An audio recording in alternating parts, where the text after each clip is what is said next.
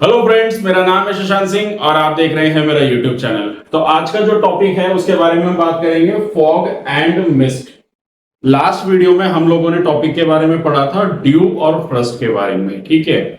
वहां तक हम लोगों ने क्या जाना, हमने ये पढ़ा कि देखो हम लोगों ने इवेपोरेशन को पहले खत्म करा, फिर हम कंडेंसेशन को पढ़ रहे हैं। तो अब हम कंडेंसेशन की ही प्रक्रिया जिसके आगे बढ़ती है, मतलब कंडेंसेशन को डेप्थ में हम समझने की कोशिश कर रहे हैं कि बादल कैसे बनते हैं। तो हमने देखो एक चीज तो यहां जानी कि पहले हमने ड्यू पढ़ा। ड्यू में हमने क्या समझा कि जो हमारा टेम्परेचर जैसे जैसे कम होता जाता है वैसे वैसे वाटर वेपर्स क्या करते हैं, हमारे पानी में कन्वर्ट होते चले जाते हैं, यानी कि ड्रॉपलेट्स बनते चले जाते हैं। तो वो जहां जहां ठंडी जगह होती है वहां पे अट्रैक्ट करती है। जैसे कि पानी फ्रिज से निकली ठंडी पानी की बोतल, हमने उसका एग्जांपल लिया। अब उसी ड्रॉपलेट्स को जब वो और कम टेम्परेचर में जाएगा, वो जम जाएगा तो वो फ्रॉस्ट बन जाएगा, ठीक है।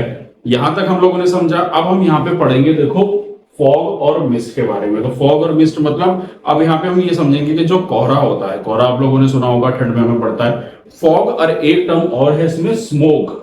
स्मोक और फॉग, इन दोनों में क्या फर्क होता है इसको भी हम समझने की कोशिश करेंगे। और तीसरा मिस्ट। मिस्ट जो है वो पहाड़ों में देखने को मिलता है। मतलब कहने का मतलब है कि फॉग का थोड़ा एक्सटेंडेड वर्जन कह लीजिए, ठीक है, जिसमें हमारा मॉइस्चर ज्यादा देखने को मिलता है। तो पहले तो समझ ले फॉग होती कैसे, कोहरा पड़ता कैसे। धुंध देखते हो ना आप लोग ठंड में होती है, इसी को समझते देखो होती क्या है। When the temperature of an air mass containing a large quantity of water vapor falls, all of sudden condensation take place within itself on fine just particles। तो कहने का मतलब ये है कि देखो एयर मासेस है। अब यहाँ हम सरफेस की बात कर रहे हैं। देखो अभी आसमान में तो हम पहुंचे ही नहीं हैं, हम लोग सरफेस की बात कर रहे हैं। सरफेस पे जो क्लाउड्स बनते हैं उसी को हम लोग दरअसल फॉग कहते हैं। आपको आप कहोगे कि सर ये क्या हो गया, कि मतलब बादल जो है वो जमीन पे कैसे होते हैं, वही होते हैं। देखो अगर आप लोग जो बादल आसमान में देखते हो जो होते हैं वही जो हमारी फॉग होती है उसी से बनता है। दरअसल होता क्या है ना, देखो फॉग हमेशा कब बनेगी, आपके ठंड के मौसम में। गर्मियों में तो कभी फॉग नहीं बनेगी, सीधी सी बात है। फॉग हमें ठंड में मौसम में देखने को मिलती है। फॉग ठंड के मौसम में कब बनती है, जब हम रात भर सोते हैं ठंड में और सुबह उठते हैं तो अचानक देखते हैं कोहरा कोहरा होता है। अब क्यों होता है, रात भर टेम्परेचर एकदम डाउन हो गया, सूरज बिल्कुल नहीं निकला हुआ, फॉग निकलेगी तो क्या होगा, जब रात भर टेम्परेचर डाउन होगा हवा में पानी की मात्रा बढ़ जाएगी। तो उससे क्या होगा, वो पानी क्या बनेगा, वो इवेपोरेट तो हो नहीं रहा क्योंकि सूरज की किरणें तो पड़ नहीं रही, ठंड ज्यादा है, टेम्परेचर है।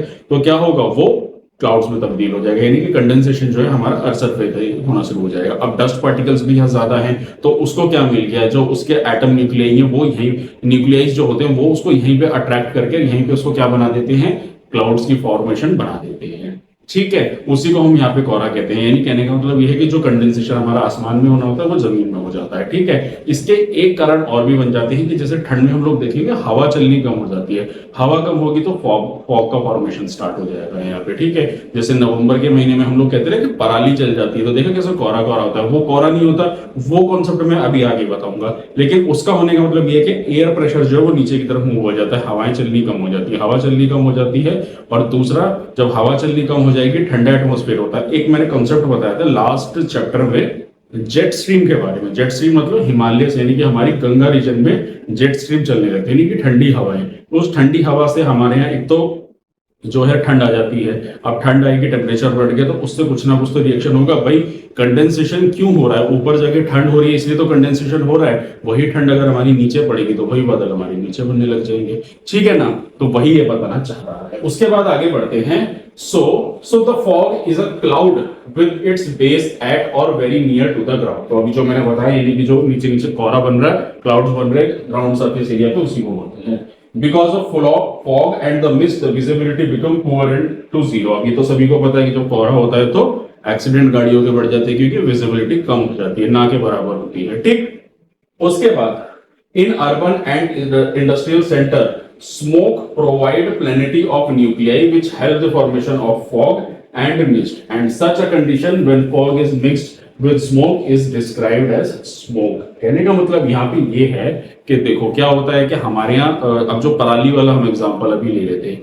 अब क्या होता है कि नवंबर में ना हवा जो है, मतलब टेम्परेचर जो है ठंडा होने लगता है तो पराली वगैरह जलती है, वो एक कॉन्सेप्ट हमारा होता ही है। लेकिन हमारा जितना जो पॉल्यूशन होता है, शहरों में ज्यादा होता है कि मतलब इंडस्ट्री से निकला हुआ पोल्यूशन हो गया, गाड़ियों का पोल्यूशन हो गया, वो सारा जो स्मोक निकला हुआ होता है वो जब हमारा फॉग के साथ मिल जाता है तो उससे हमारा जनरेट होता है स्मोक। तो वो जो नवंबर में हम लोग देखते हैं उसका यही एक फैक्टर होता है। मतलब पराली एक फैक्टर होता है, लेकिन उसके अलावा जो फैक्टर होता है वो ये सारे फैक्टर्स मेजर करते हैं कि मतलब अब क्या है कि डस्ट पार्टिकल्स है, यानी कि जो स्मोक निकला है इंडस्ट्रीज से, तो वो न्यूक्लियाई बन गया, उसको एक अपनी तरफ अट्रैक्ट करेगा, किसको, पार्टिकल्स को, सारे वाटर वेपर के पार्टिकल्स को, जिससे वो क्या करेगा, यहाँ पे क्लाउड फॉर्मेशन करेगा। लेकिन यहाँ पे ये पार्टिकल्स क्या है, ये धुंध वाले कम, यानी कि फॉग, और यहाँ पे कह रहे हैं ना कि fog with mixed with smoke, smoke और फॉग दोनों का कॉम्बिनेशन हो जाता है जिससे हमारा स्मोक बनके तैयार होता है। ठीक है, मतलब उसी में ही मिक्सचर होकर ये इस तरीके का कॉन्सेप्ट हमारे यहाँ देखने को मिलता है। हवाएं कम हो जाती है चलनी, तो इस वजह से वो हीट ठहर जाती है एरिया में। ठीक है, यहां तक हम लोगों ने समझ लिया। अब इसके बाद हम लोगों ने फॉग को समझा, स्मोक को समझा, अब हमारा बचता है मिस्ट। तो देखो मिस्ट इसी का ही एक्सटेंडेड वर्जन है फॉग का। मतलब देखो फॉग जो है वो हमारे ज्यादातर शहरों में देखने को मिलता है, यानी कि हमारे प्लेन एरियाज में, गैंगेटिक एरियाज में। ये हिल्स एरिया में जो देखने को मिलता है उसी को मिस्ट कहते हैं। लेकिन थोड़ा सा डिफरेंस को समझ लेते हैं। So the only difference between the mist and the fog is that mist contain more moisture than the fog, यानी मिस्ट में जो है मॉइस्चर की मात्रा जो है वो ज्यादा देखने को मिलती है, तो वो पहाड़ों वगैरह में हमें देखने को मिलता है। ठीक है, उसके अलावा in mist each nuclei contain a thick layer of moisture. ठीक है, तो यानी कि यहाँ पे क्या हो रहा है कि एक बहुत मोटी परत जो होती है मिस्ट में हमारी क्या होती है, वाटर वेपर की देखने को मिलती है। तो इसको और ज्यादा तो इससे डेप्थ में मैं एग्जांपल क्या दूं, लेकिन हिल्स एरिया में आपको ज्यादा देखने को मिलेगा। अब जो बच्चे हिल्स एरिया वाले अगर मेरी इस वीडियो को देख रहे हैं तो वो बता सकते हैं कि मिस्ट किस तरीके का एक्चुअली होता है। तो फॉग का एक्सटेंडेड वर्जन हो गया। देखो ये सरफेस है, ये माउंटेन्स है, तो ऑब्वियस ही बात है ये माउंटेन का सरफेस है, तो दोनोों के एल्टीट्यूड में फर्क होगा। तो ग्राउंड और जब माउंटेन्स के एल्टीट्यूड में फर्क होगा तो ऑब्वियस ही बात है वहां की क्लाइमेटिक कंडीशन, वेदर कंडीशन, रोज का टेम्परेचर का बदलने में भी प्लेन एरिया से माउंटेन एरिया में फर्क देखने को मिलेगा, जैसे कि फॉग और मिस्ट। ठीक है, अगला आता है हमारा mist are frequent over mountain as the rising warm air up the slope meet a cold surface. तो और मिस्ट की क्वालिटी है कि जब कोल्ड एयर और वार्म एयर मिलके टकराती है तो वहां पे इस तरीके की सिचुएशन देखने को मिलती है। ठीक है, और लास्ट में आता है fog as dryer than mist and they are frequent where warm current of air come in contact with cold air current. तो यानी कि जो फॉग है वो ज्यादा ड्राई होती है मिस्ट के मुकाबले, मिस्ट में ज्यादा वाटर वेपर देखने को मिलता है, जो मैंने आपको बताया। उसके बाद फॉग आर मिनी क्लाउड्स। तो बस इतना कह लो कि जो फॉग में होते हैं वो मिनी क्लाउड्स हो गए, और जो अब ज्यादा इवेपोरेशन होगा मिस्ट में तो वो बड़े बड़े क्लाउड्स बनाएगा, जो हमारे माउंटेन्स वगैरह में देखने को मिलेंगे। ठीक है ना, तो कहानी का क्रक्स क्या है, देखो ये तो मैंने बता दिया, इसमें इतना ही था फॉग और मिस्ट होता क्या है। तो दरअसल ये हमें दर्शा रहे हैं कि किस तरीके से हमारे क्लाउड्स फॉर्मेशन होते हैं, कंडेंसेशन होता है, कैसे हमारे क्लाउड बनते हैं। तो आपको इतना तो पता चल गया कि क्लाउड अब तक के क्लाउड हमारे कैसे बनते हैं। अब अगली वीडियो में हम लोग क्लाउड्स की ही कैटेगरी को पढ़ेंगे। अब हम जानेंगे क्लाउड्स क्या होते हैं, उसकी कैटेगरीज क्या होती है। ठीक है, क्लाउड फॉर्मेशन कैसे होता है, यही पूरी प्रक्रिया है कि किस तरीके से वाटर वेपर को जब ठंडा एटमॉस्फेयर मिलेगा, कैसे एटॉमिक न्यूक्लियाई जब टकराएंगे, न्यूक्लियाई पार्टिकल्स जो होते हैं जो अपनी तरफ अट्रैक्ट करते हैं, ठंडे होते हैं, जिससे वहां पे क्या होता है कि उसको पाथ मिल गया पानी को वहां पे मूव करने का, वो क्लाउड बना देता है। तो जो हम जितना आसमान में सफेद सफेद जितना देखते हैं वही सारे क्लाउड्स होते हैं। जो काले रंग के क्लाउड्स होते हैं वो बरसात कराते हैं। वो किस किस कैटेगरी में कैसे कैसे होते हैं वो हम जानेंगे अगली वीडियो में। तो ये था टॉपिक आज का मेरा। तो अगर आप लोगों को मेरा काम अच्छा लग रहा है, अगर आप लोगों को मेरी वीडियो पसंद आ रही है तो मेरे चैनल को सब्सक्राइब कीजिए, मेरी वीडियो को लाइक कीजिए, कमेंट में कोई डाउट है तो जरूर पूछिए और मैक्सिमम लोगों तक इस वीडियो को शेयर करें। तो आज के लिए इतना ही, मिलते हैं नेक्स्ट वीडियो में। Thank you very much.